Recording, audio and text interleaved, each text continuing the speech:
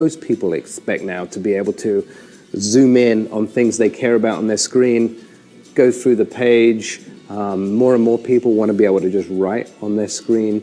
A lot of people want to be able to mark up on the internet, actually cut and paste and edit on the internet.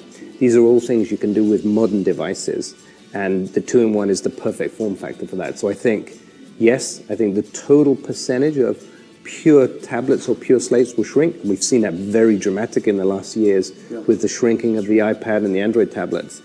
I think the number of PCs that have that touch and type functionality will increase.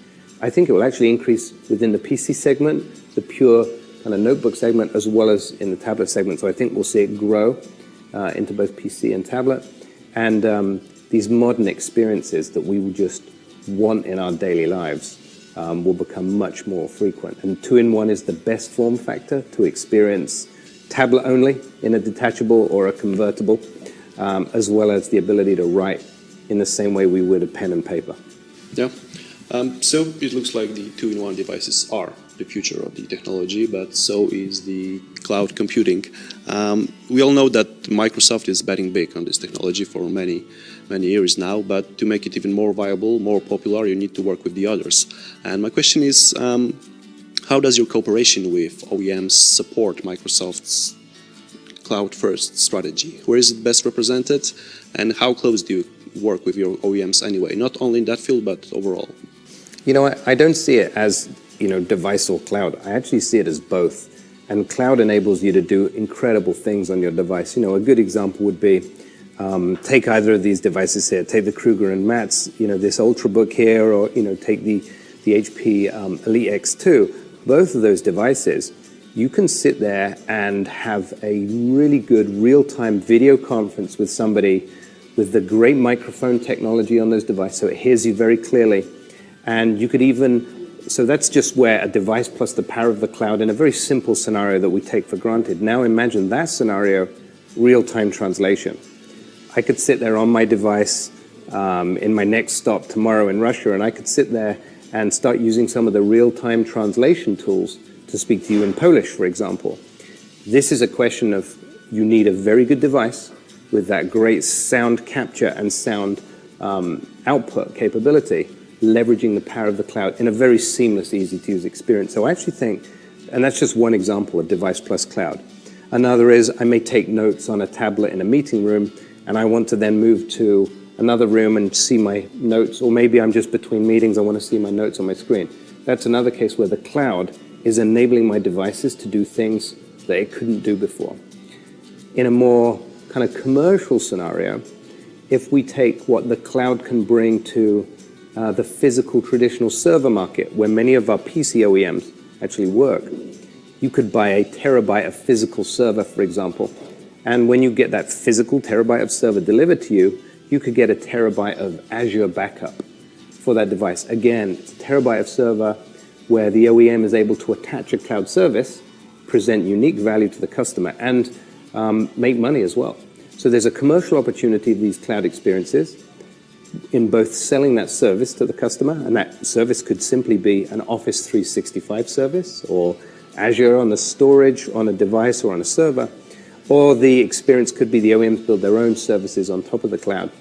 In addition with that, the OEMs are able to monetize these new device capabilities that leverage the power of the cloud. So, these great microphones that leverage video conferencing or real-time translation, the ability to, store large amounts of images or data from the devices.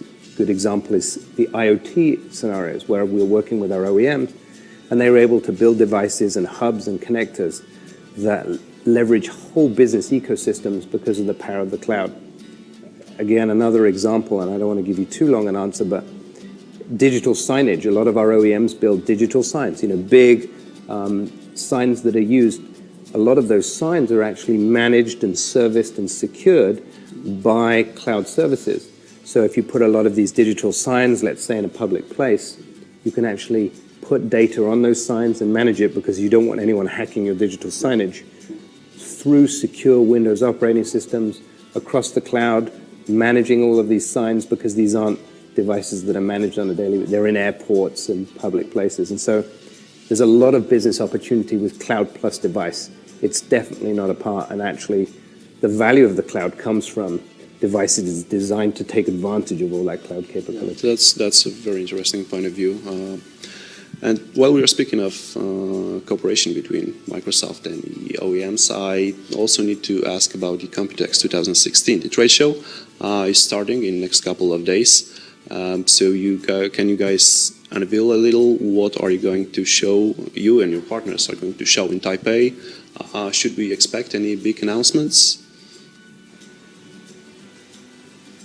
What I would suggest is, the answer is it'll be a very exciting show. In fact, I fly straight from Europe to Computex in Taiwan. I would say make sure you watch the broadcast. The answer is yes, we will show some more of Windows 10, but really just kind of reinforcing the features and the growth areas and how our partners can build businesses. And then we'll show a little bit of a future glimpse of some of the other areas of collaboration and some things that we'll add to the Microsoft OEM hardware ecosystem opportunity. So I'm not going to say any more, but tune in and maybe we can get on the phone the night before and I'll give you a few of the hints. Okay. That's great. Okay, and I've got one more question about the hardware. Not so long ago, Microsoft has released its first premium notebook, first premium laptop, Microsoft Surface. How do you think that, or in other words, do you think that it has somehow affected the design and the specs of other devices on the market? One of the things that we really like about what Surface has done to the all-up, category or ecosystem is it really proved this concept of two-in-one, particularly in the detachable space. And so I think when, Microsoft, particularly with our brand and our marketing, gets together and we make a very clear premium experience with no compromising, whether it's the ink or the touch and the type with the accessories, it really does inspire the minds of everyone in the hardware ecosystem, but also customers as well as the channel partners. And by doing it ourselves and taking the lead and going ahead in a market where there wasn't anything like it, we've actually created a category, but also created the behaviors of both the channel as well as our customers in expecting this kind of two-in-one devices. So actually it's been very helpful to establish the very premium, the no compromise experience that we learn as a hardware ecosystem now with our third-party partners from all of it. And because it carries the Microsoft brand, when we actually do the Surface product, it raises the awareness of everyone that has a Windows 2-in-1. So it's a very good halo or hero product that actually helps the whole category. And the very last question, it's going to be about something that personally excites me the most, to be honest. It's going to be about gaming. The Microsoft is investing hard in bringing Windows 10 and Xbox One close to each other, and the integration so far is going very well, but I'm quite sure that there is much more to come. And one of the crucial features is the cross-buy option. The lack of this feature so far scares a lot of potential customers who are simply not willing to pay twice for the same product. And a couple of months ago, in February, if I'm not mistaken, you promised that this will change soon, but without any further explanation. So can you share some new additional details about it, and what else can we expect from the Microsoft for gamers in the nearest future? Let me start off, because there's a few questions in that question. I'll start off by telling you what some of the customers say to us and some of the growth we've seen in gaming, and what some of the customers say to us about Xbox PC. Then I'm going to ask you a bit more of a question about the cross-buy, because I'm not sure I understand it, and then we can kind of finish on, gaming, all that. There was 3 big things that we put in Windows 10 for gaming. Almost 4. The first is the ability to actually stream your Xbox gaming to your PC. So if someone's playing Xbox on the TV and somebody else, a friend of mine or, my wife wants to watch something else on TV, then I can stream that Xbox game from the console straight to my PC. The other thing is my gamer achievements can sit on my Xbox account on my PC as well as on my Xbox. Another feature that I love is the ability to record gameplay on my PC on my Xbox. So if I then post it to Twitch or something like that of one of my kind of epic sessions, and I can kind of put it there. Then the last bit, which is kind of the fourth, what we're beginning to see traction is where we're actually doing what we call cross-plat gaming, which is where we will launch titles, game titles, simultaneously for Xbox and PC. And so your ability to play, your friends who are PC gamers and your ability to play Xbox, is a great feature that we love. So those are the kind of things that people love. Now, give me a bit more about what your question was on crossbuy. The crossbuy option. For example, not so long ago you released the Quantum Break and the Gears of War Ultimate Edition, which was previously also available on the Xbox One, but if we wanted to play on the PC, we had to pay one more time for this game. And it is supposed to be changed in the future. I promised this a couple of months ago, and it will come sometime in the future, but, well, the question is, when can we expect any details, any news about this topic? Got it. Now I understand the question, and I'm afraid I don't have any answers for you on the question right now, but I know why you're interested, but I don't have any information on the cross-buy. Okay, so I guess that's basically everything I had, Nick. Thank you very much for your time, for this conversation. Hopefully you did enjoy this as much as I did. I'll wish you all the best and everyone at Microsoft all the best in the coming weeks and months. And yeah, it's been a real pleasure. Thank you very much. Thanks, Lucas. Chen. Thank you.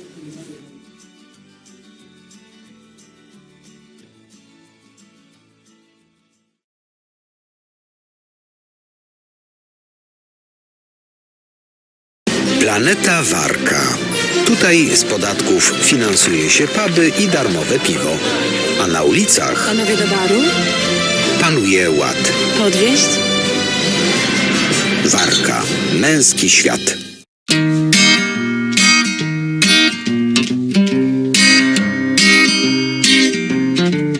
Cześć, z tej strony Łukasz Gołębiowski. Jesteśmy właśnie, jak zresztą widzicie za mną, w polskiej siedzibie Microsoftu, gdzie jako jedyni w Polsce mieliśmy okazję porozmawiać z Nickiem Parkerem, jedną z ważniejszych osób w całej korporacji. Zadaliśmy mu kilka pytań nie tylko o Windowsa 10, ale także i o sprzętem, na jakim Microsoft obecnie pracuje. Zobaczcie, co nam powiedział.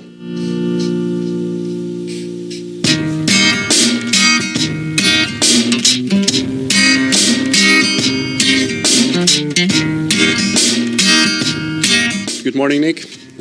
First of all, I would like to say that we really do appreciate the fact that we have a chance to speak with you. But let's just skip the small talk and go straight to the questions. And there are a lot of them, to be honest. The first one is kind of obvious, but important nonetheless. The June 29th is coming, and it's a huge, incredibly important date for Microsoft. The possibility of free upgrade to Windows 10 is slowly coming to an end. And the initial plan was to transition afterwards to the normal sale, right?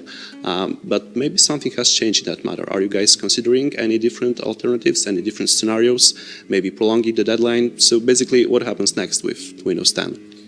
Well, we offered a year. It's a good question, Lucas. We offered a year of the free upgrade to Windows 10. And so on July 29, that upgrade will transition to normal sale. There is no change in the plan. That is the day. So what I would say is to everyone there, and obviously to everyone that you talk to, upgrade to Windows 10 now while it's free. Now, of course, when you then go past that date, past July 29, then you will be able to get it by buying the normal upgrade through one of our retail partners or online. So there's no change in the date, and now is the time to get your Windows 10 upgrade. Okay, and by the way, are you guys satisfied or pleased with how Windows 10 has been adopted as it's approached its first anniversary?